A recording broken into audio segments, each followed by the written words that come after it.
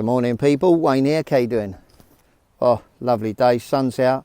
Got the old beanie on today, bit cold round the ears, but there you go, it is me, honest to God.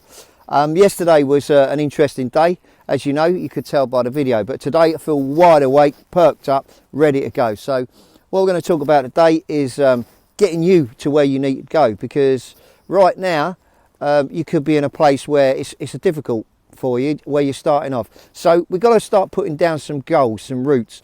When I call them goals, I call them like mini achievements. We talked about it in brief, but what you really got to do is you've got to say to yourself every morning, what do I need to achieve today and how am I going to get there? And that's really important in everything. It's like having baby steps, but taking it to the level where you know every single thing that's going on. Now, at first, listen, this is not going to be exciting. It's not going to be wonderful, and you're probably going to go, oh, this is boring, Wayne. But boring works, trust me. I've been reading this book actually, and I don't know whether you know, but I'm very much into snooker, and or snooker pool. You know, Moscone Cup in America, and snooker's the one with the 15 reds and all the colours, and it's on a bigger table. But yeah, there's some top snooker players that have gone over to try and play pool, and they haven't managed it. And well, there's a few, but not really. And I've never seen a pool player yet come over to try and play snooker. But the reason being is because they're two different games, two different tactics, and yeah, you can play it to a level. Snooker players will always play pool to a level because it's on a smaller table. But the guys that are really good at pool, you know, they're different gravy.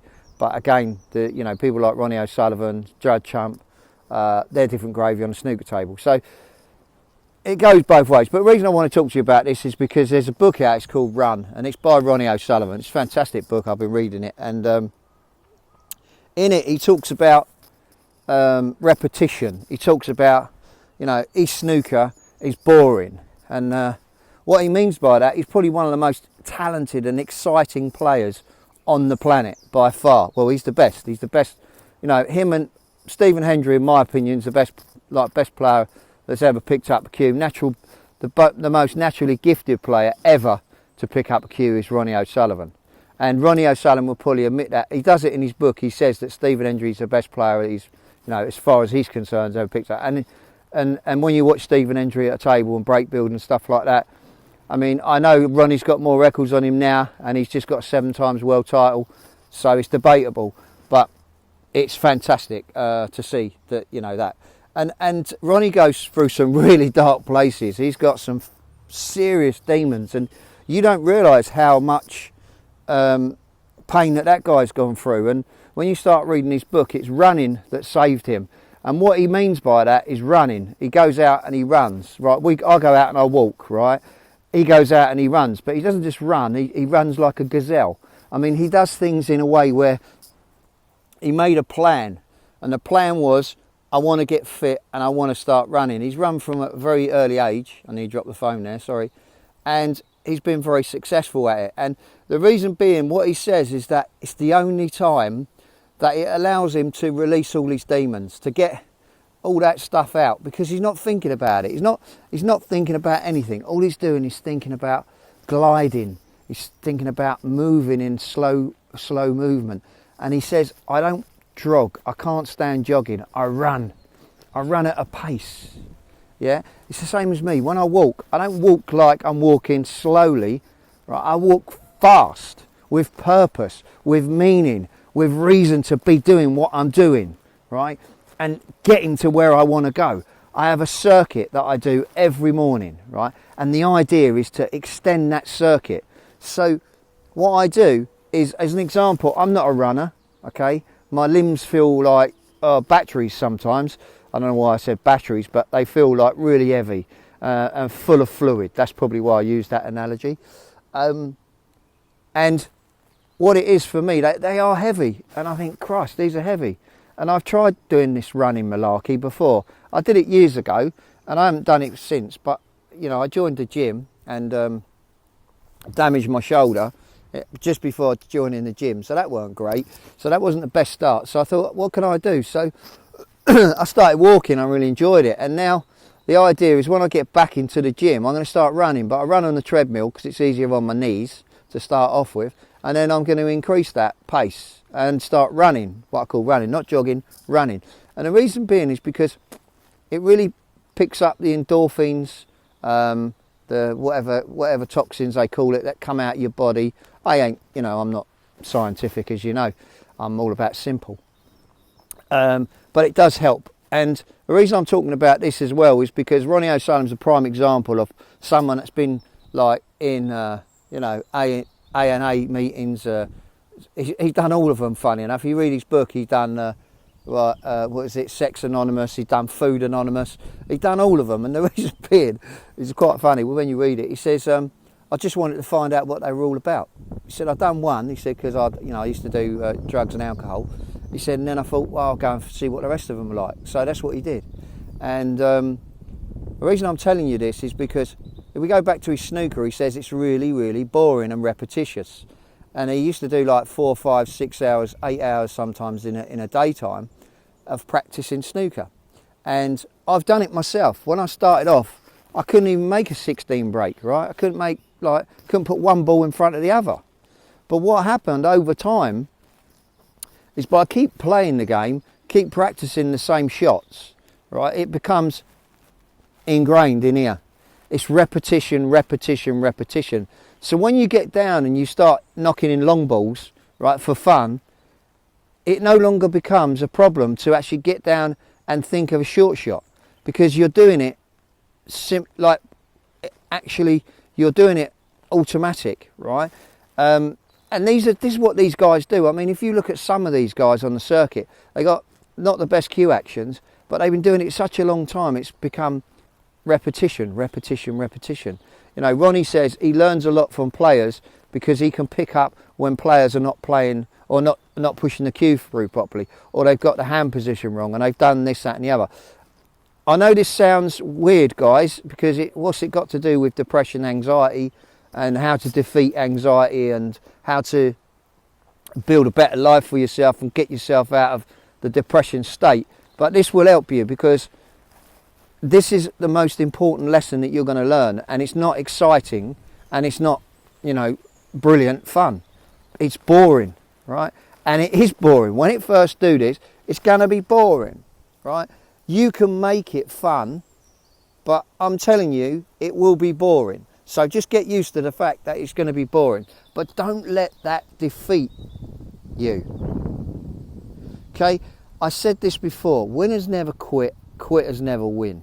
What you should do is write that down somewhere, put it somewhere where you can see it morning and afternoon and evening, and just look at that every time you feel like you want to stop, because you don't need to stop, because it's only temporary.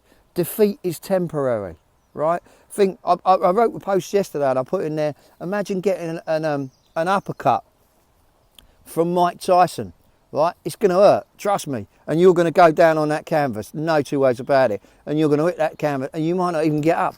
In fact, if I got hit by Mike Tyson, I might even be in hospital now, to be fair, because that guy could hit, couldn't he? He was a monster. But what's really important about what I'm saying there is that you're going to get what we call temporarily defeated. And it's not the temporary defeat that you have to deal with. It's what you do to get over that temporary defeat. And the best thing you can do is have a plan of attack, a plan of action. So even though something disturbs you, right, it's like resetting every time. So you might have a really good day today, a really good day tomorrow, a really fantastic day, and all of a sudden, boom, you had, like I did, where I had this complete setback. Now, I'm a little bit further along the line probably, but if I wasn't, I would have to do the same thing. I would have to reset my temperature gauge and start again. You've probably heard of temperature gauge before, but what it means by that is you have to assess yourself. So that's why I write all this shit down. That's why I do things like diaries. That's why I go home and I do gratifications and what I'm thankful for and things like that. And it's not because, I'm mad and I'm trying to brainwash people and I'm listening to a cult or anything like that, because I've heard that said before. What it is, it's for purpose. It's my own purpose, right? You don't have to tell anyone what you do, okay? If you can keep that book, diary, whatever, you can say it's a food diary. You're trying to, you know, you don't have to tell anyone anything, but you can say it's a food diary, or it's a diary of my life, whatever you want to say. But the diary's there for your purpose, so that when you have the dark days, when you have these bad times, right, and you keep doing the repetition, you keep doing everything that we've talked about, and we're going to go into so much more, but I'm just touching the surface of what's happening and how it's working for me and how it can help you even further, right? These things work if you completely dedicate yourself to doing them. They don't take that long to do. It's like 3 minutes, 5 minutes max per day to write stuff down. And if you want to do it at night as well, which I advise you to, because I did it first, do once in the morning and then once before you go to sleep, and actually explain how your day was and what the good parts of your day was, what the bad parts of your days were, and really write that down, because I think that is very important to you as well. I'm just having a little walk around here so I can get a bit more light actually. I think that one's the best place for light today, yeah. Sorry, going back there, digressing. It's all right, birds everywhere. Beautiful day today, guys. I love it. Little aeroplane just going by there. Right, yeah, going back, what you need to do, or you don't need to do any of this. I just keep saying the word need today. I don't know why. But what's important then? Let's say what's important for you, right, is to take the steps that we've talked about, the things like the writing down, the diarising, making it a religious habit, okay? Do it all the time, and keep doing it for like 1 month, 2 months, 3 months, 5 months, 6 months, a year, whatever, until you start to feel comfortable and you know exactly what you're doing on a daily basis. I mean, I still write stuff down. I don't do evening and morning, I just do the morning now. That's because I know most of it, and I can keep it in my head, and I write it all down, and then if I find something else that's disturbing, then I just add to it. But most of the time I'm pretty good at it now. And that's what you need to get to. You need to get to a stage where it's boring and it's just repetitious. And you think, oh, for God's sake, I've got to do this again, I've got to do that again. You know, the reason we get out of bed in the morning is not because we want to get out of bed, it's because we have a purpose. Purpose is to get out of bed and go for a walk. That's the first thing. The next purpose is we come home and then we got another purpose. What's that? Purpose is to record what we've done, record our thoughts, record our processes. Why is that? Because what it's going to do is going to give us feedback for those days when we were shit. Because we can go to those notes and we can say, okay, this the reason that I had a real bad day there and a real bad day there is, oh, hang on, if I read about that, that's my chimp there. Okay, so what did my chimp say? Well, my chimp said, in the morning, I started off my walk and then he started on me. He wouldn't leave me alone. He kept giving me a hard time, and he kept telling me that I wasn't beautiful, I wasn't worthy, I wasn't this, I wasn't that. And as soon as you read it, you can go, well, what a load of crap that is, because I love myself. I'm a wonderful human being. I never hurt anyone. I've never harmed anyone. Why would I think like that? Why would I be like that? Why would I think I'm not worthy? Why would I think that I'm not a precious person in this life? Why would I think that? You know? It could be that on your thing it says, oh, you're not going to do a good job at work today. Your boss is really not happy with you, and the way you're carrying on, you're going to get fired. Right? You know that's bullshit. You know that's complete crap. But you're listening to that, and what happens is that will transpire at your work, because your enthusiasm for your job will just go downhill. So what you do is you refer back to those notes, have a look at those notes, and see what damage that chimp, in my case, grizzly, is doing to you. And then turn around to it, you know what to do, don't you? Have that, give it some of that. Tell it where to go, shut up, let me think. Let me do the thinking, you be quiet, I'm doing the thinking. Get that through to you, start doing it. I'm telling you it's boring. The reason I'm telling you it's boring is because it's true. But the most boring things in life sometimes are the most productive things that you can do, because you keep doing them and you keep doing them and you keep doing them. All right? Now, that's all I'm going to say today, guys, because I feel that I'm just trying to give you a little bit of insight every single day, and I think this is just about where we should leave it for today, and we can continue down this path, because I think it's really important to get that boredom and say, right, yes, it's boring, but I'm going to do it anyway. Yeah, I can remember some days when I'm down at the snooker club and I'm doing my lineups, which is what basically put the balls on a table, and you're trying to do 15 reds and 15 blacks, or 15 reds, 15 colours, whatever it may be, and you get to like 8 reds, and then you'll drop off and you go, oh, I've got to start again. So you have to put the table up again, and then you do 10, and then you've got to do 11 and 12, and you try and get to 15. And every time you get to a certain level, right, once you get good, you can get to like 13s and 14s on the reds. Trying to get the 15th red is so difficult. And once you can get up to that sort of level, then you should be making 100 breaks to be able to achieve that. So, but it's boring. But why do you think these people do it? Because they want to perfect that skill. They want to make sure that they're doing it in a way that it becomes second nature to them. And you think about this, if you can make a depression a second thought in your head, or anxiety a second thought, or being able to function, because let's be honest, when you've got these things, it's about functioning.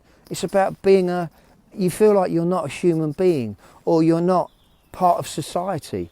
You know, it's horrible. It's a real nasty thing to have.